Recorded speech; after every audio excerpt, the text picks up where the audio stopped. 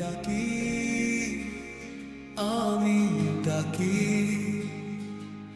আমাদের এক সত্য উপাস্যকে, যার দয়ায় পেয়েছি সরল পথ পৃথিবীতে। ও আল্লাহ,